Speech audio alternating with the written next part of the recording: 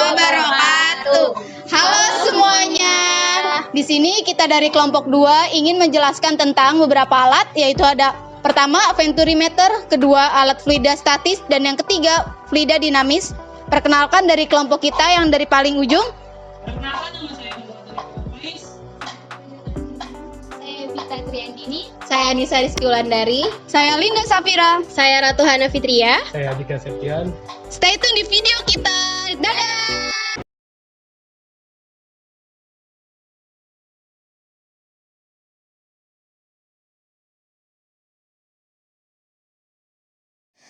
Apa itu venturimeter?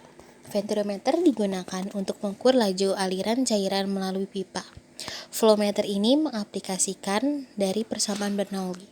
Teori venturimeter bekerja pada perhitungan Bernoulli dengan metode kecepatan meningkat seiring dengan penurunan tekanan. Teori venturimeter dibuat oleh Venturi pada tahun 1797, tetapi pertama kali diperkenalkan pada tahun 1887. Dipertimbangkan dengan bantuan Herschel. Teori ini menyatakan bahwa ketika luas penampang aliran berkurang, perbedaan tekanan antara bagian daerah aliran dibuat. Dan ini membantu untuk mengukur perbedaan di bawah tekanan. Perbedaan tekanan ini membantu mengukur aliran masuk cairan.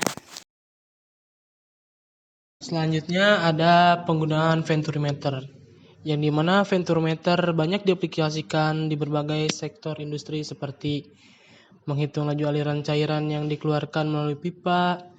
Di sektor industri digunakan untuk menentukan tekanan volume gas dan cairan di dalam pipa. Yang ketiga, aliran bahan kimia dalam pipa. Yang keempat, banyak digunakan dalam proses pengolahan limbah, di mana pipa berdiameter lebih besar digunakan. Yang kelima, bahkan digunakan di bidang medis untuk mengukur laju aliran darah di bagian arteri.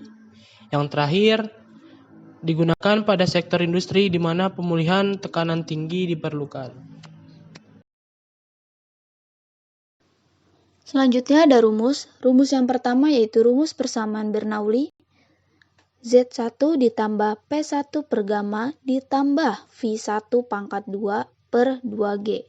Sama dengan Z2 ditambah P2 per gamma ditambah V2 pangkat 2 per 2G.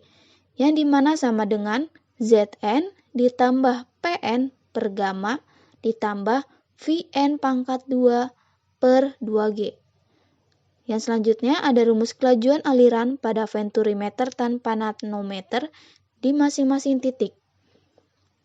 Untuk rumus V1 sama dengan akar dari 2GH per dalam kurung A1 per A2 pangkat 2 dikurangin 1. Untuk V2 akar dari 2GH per 1 dikurangin dalam kurung A2 per A1 pangkat 2. Yang dimana P sama dengan tekanan, V sama dengan laju aliran, H sama dengan tinggi air pada batang pulpen, A merupakan luas penampang.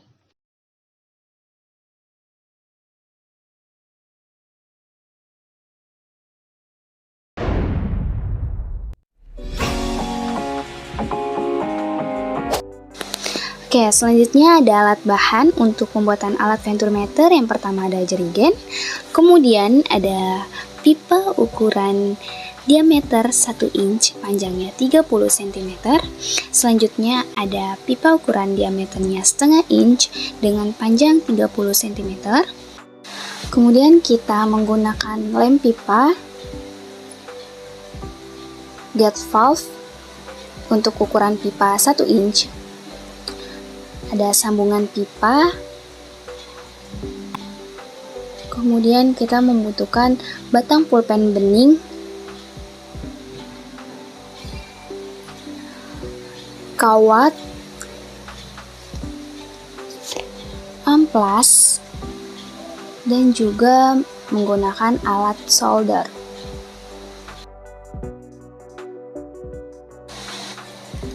Selanjutnya ada penggaris dan juga gergaji.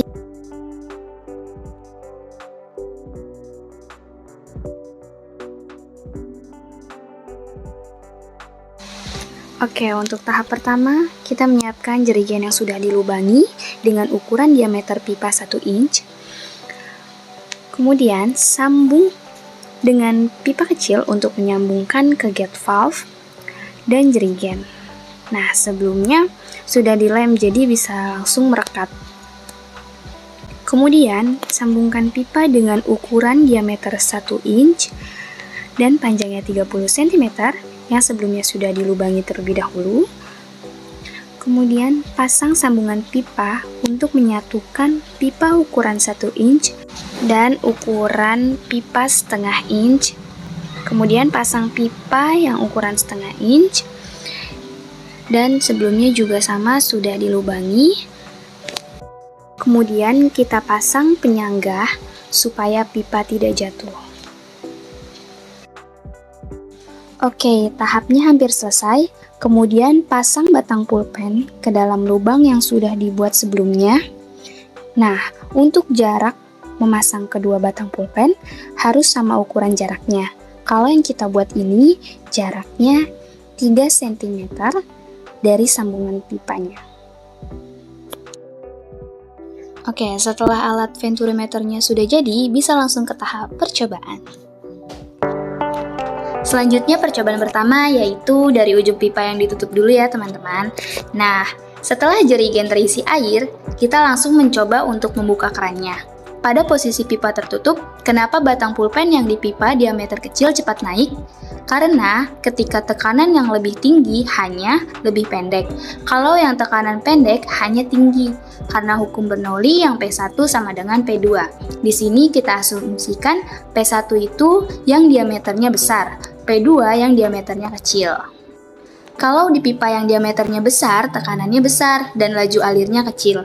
Sedangkan yang diameternya kecil, tekanannya juga kecil dan laju alirnya lebih besar. Selanjutnya percobaan kedua, ujung pipanya tidak ditutup. Kenapa pulpen yang di diameternya besar cepat naik? Hal tersebut dikarenakan dekat dengan gate valve, sehingga tekanannya jauh lebih besar. Sedangkan pulpen yang di diameternya kecil jauh dari gate valve dan terkena hambatan. Selain itu, tekanannya yang kecil tidak memungkinkan dia mengisi ruangan yang ada di pulpen itu. Karena tekanan yang ada di pulpen itu jauh lebih kecil lagi.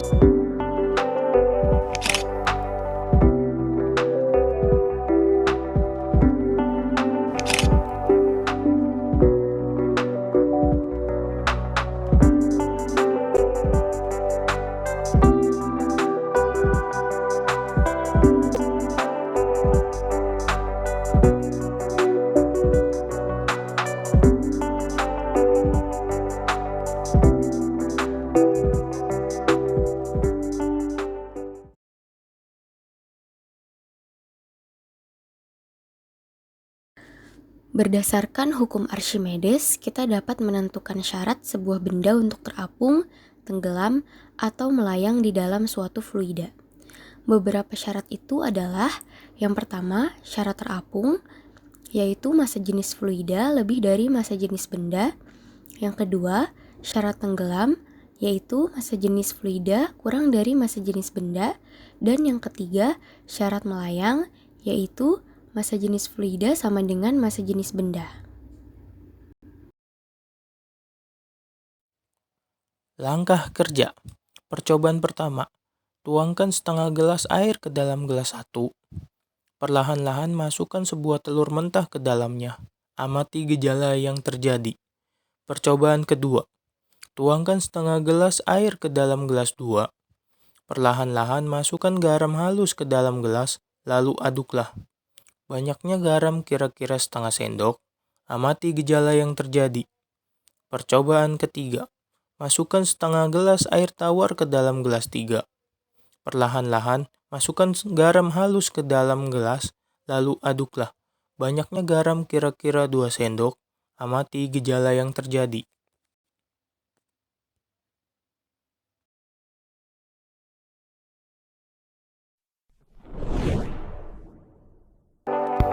Alat dan bahan yang digunakan pada percobaan ini yang pertama gelas, telur, sendok, dan garam. Pertama-tama, dituangkan air sebanyak setengah gelas pada gelas pertama, kedua, dan ketiga.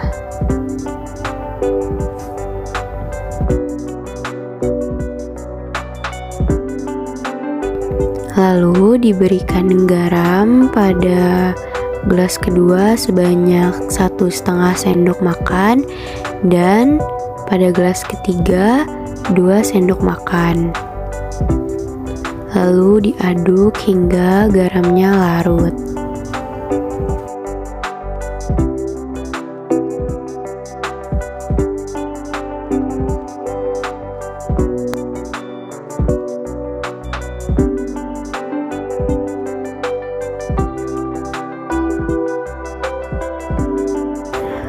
Kemudian masukkan telur pada gelas pertama, lalu gelas kedua, dan yang terakhir gelas ketiga. Dapat dilihat pada gelas pertama telur tersebut tenggelam dan pada gelas kedua telur tersebut melayang dan pada gelas ketiga telur tersebut terapung di atas air.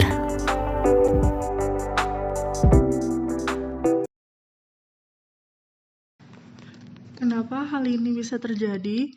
Pada percobaan pertama, ketika gelas berisi air dimasukkan telur, gejala yang terjadi telur tenggelam.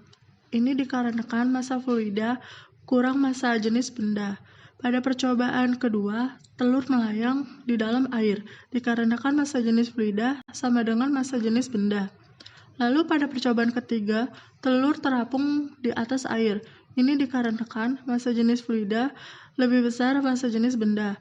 Penyebab gejala tersebut adalah penambahan fluida, sehingga pada percobaan kedua kadar fluida sama dengan benda dan pada percobaan ketiga kadar fluida lebih besar dari berat benda.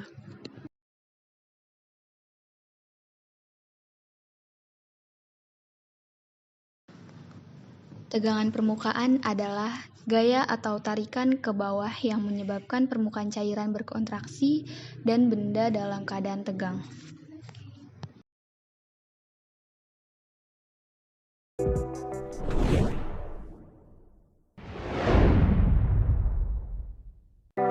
Alat dan bahan yang dibutuhkan pada percobaan ini adalah air, kartu, koin, dan gelas.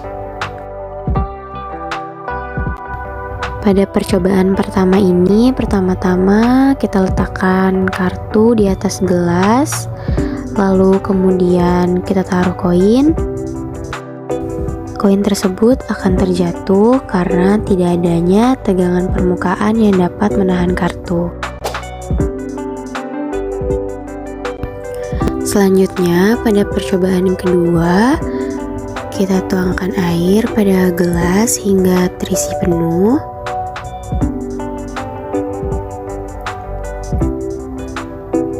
Lalu, diletakkan kartu di atas gelas tersebut. Kemudian kita taruh koin. Dan koin tidak akan jatuh karena adanya tegangan permukaan air. Tegangan permukaan air menahan kartu sehingga mencegahnya jatuh dan membuatnya seimbang.